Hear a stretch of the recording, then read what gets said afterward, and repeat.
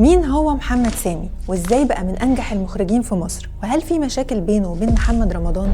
دايما في سؤال مهم نساله لنفسنا، هيفيد بايه؟ مقولة حقيقية بتاعت صديق اليوم عدو الغد. كل واحد بيشوف الناس من عين طبعه، متعصب عشان الشغل، بكون عايز الشغل يمشي بشكل كويس، فده بيعمل حاله من الاسترس لاني ببقى مهموم بالشغل اللي انا بعمله. محمد سامي مخرج هو تميمة الحظ على كل اللي بيشتغلوا معاه، اسمه دايما مرتبط بالاعمال اللي بتكسر الدنيا وبتنجح نجاح كبير. بدأ مشواره بالاعلانات والفيديو كليبات، لكن بدايته والانطلاقة الحقيقية لما دخل عالم الدراما.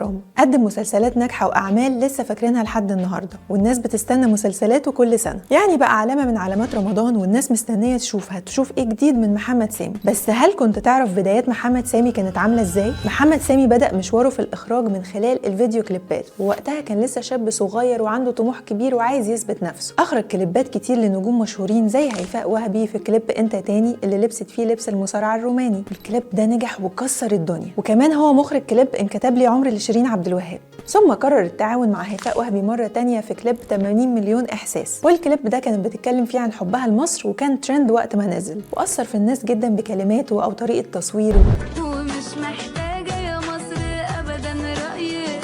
وشوية شوية الكليبات بدأت تزيد وابتدى اسمه في المجال الفني يكبر. وبسبب التعاون الفني في الكليبات بينه وبين تامر حسني، رشحه تامر لأنه يخرج فيلم عمر وسلمى 3. أيوة، الفيلم ده من إخراج محمد سامي. لا ومش بس كده، تامر رشحه برضه علشان يدخل عالم الدراما من خلال أول مسلسل ليه وهو مسلسل آدم سنة 2011. يعني نجم بحجم تامر حسني بيعمل مسلسل لأول مرة، فالمفروض إنه يجيب مخرج مشهور قوي بقى وكده، لكن تامر حسني كان شايف حاجة مميزة في محمد سامي ما شافهاش في حد تاني، وطلع عنده حق. مسلسل كان بطولة تامر حسني، مي عز الدين، ماجد المصري. وبيحكي محمد سامي عن التجربة دي وبيقول: معرفتي بتامر حسني كانت نقطة تحول في حياتي، وهو من أكتر الناس اللي ليهم فضل عليا من يوم ما بدأت في شغلي. بعد ما اشتغلت معاه اسمي ابتدى يبقى معروف في مجال الكليبات، وهو اللي رشحني لعمر وسلمى 3. وبعد ما صورت حوالي 80% من الفيلم رشحني لأن أنا أكون مخرج مسلسل آدم. والحقيقة إن الشركة المنتجة كانت في الأول مترددة، لكن بعد شوية قعدات مع محمد سامي وتامر حسني اقتنعوا إنه عنده وجهة نظر مش عند حد تاني، وتحمسوا جدا إنه يكون مخرج المسلسل.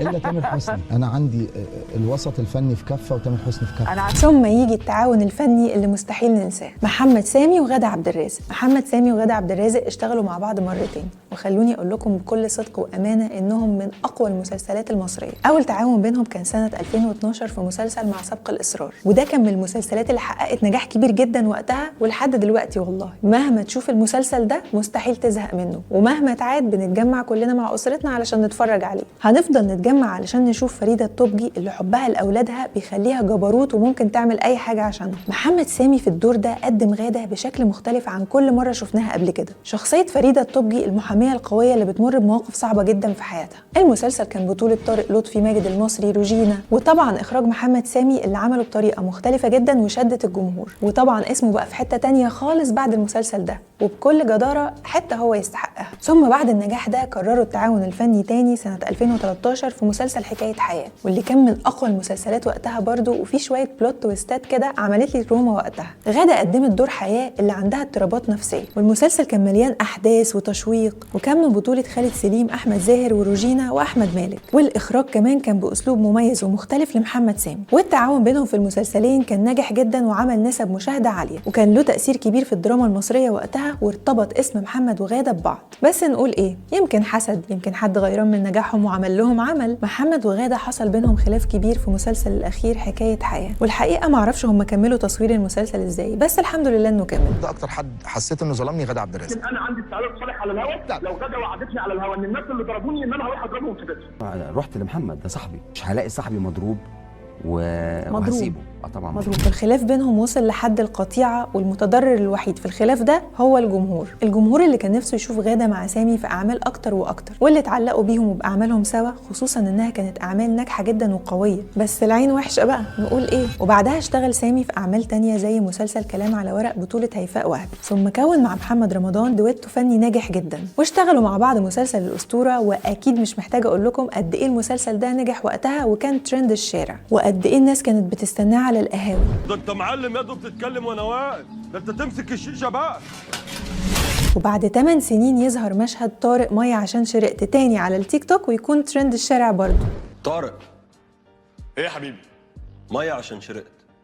ثم يتكرر هذا التعاون الفني بين محمد سامي ومحمد رمضان في مسلسل البرنس. يا نهار ابيض على النجاح. انا اسمي رضوان البرنس من الشرابيه، واحد اخواته قتلوا مراته وابنه، لبسوني قضيه ورموني في السجن. شفنا روجينا بدور فدوى بشكل مختلف تماما عن روجينا اللي نعرفها، وشفنا احمد زاهر بدور فتحي الشرير بشكل مختلف تماما عن احمد زاهر اللي نعرفه برضه. تخونيني مع ياسر يا فدوى؟ مع اخويا بحبه وهسيبك وهروح.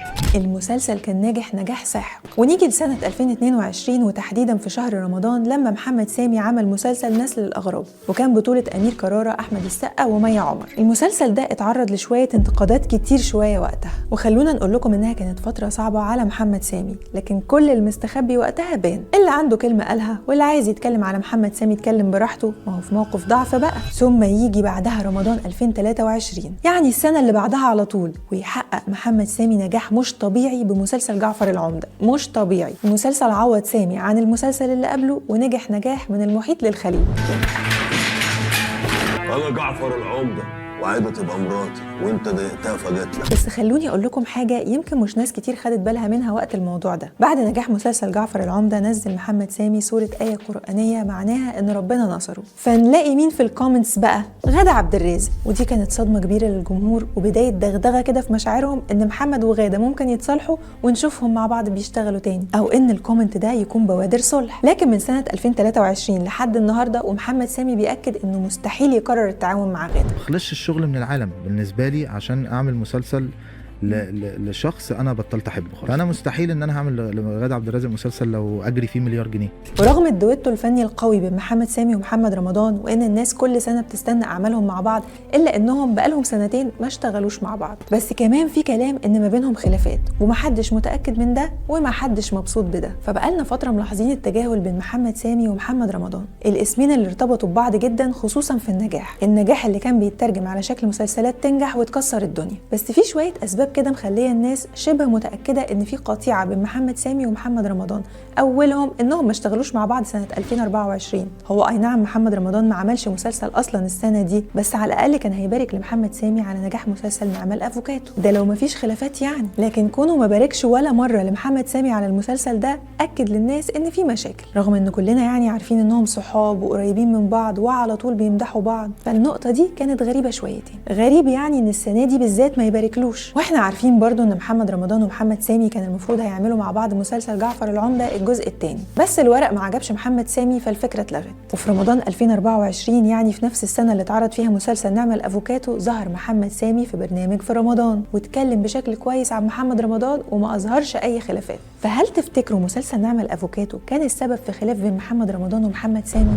انا ومحمد بنفهم بعض بالاشاره من على بعد كيلو. يعني انا ابص لمحمد من اخر البلاتو يفهم انا عايز اقول له ايه، وهو ساعات بيصور المشهد ويعطل كده يقف لوقفه ويبص لي كده ابقى فاهم ايه اللي مش مريحه.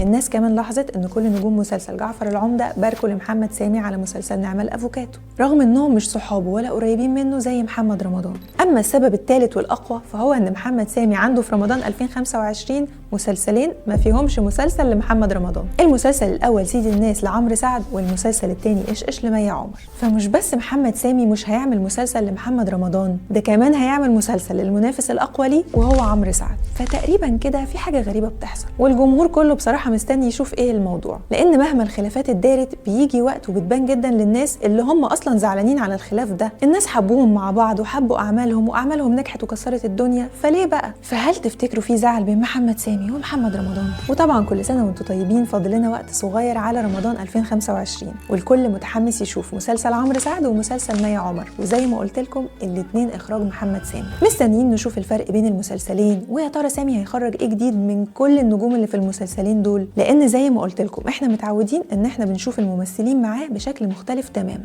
انا عن نفسي مثلا مستنيه اشوف في مسلسل سيد الناس هيخرج ايه جديد من إلهام شاهين، اللي واضح من البرومو انها عامله شخصيه مختلفه. وبسم الله ما شاء الله استاذ محمد عنده مسلسلين في رمضان مش مسلسل واحد بس، ما شاء الله يا استاذ محمد.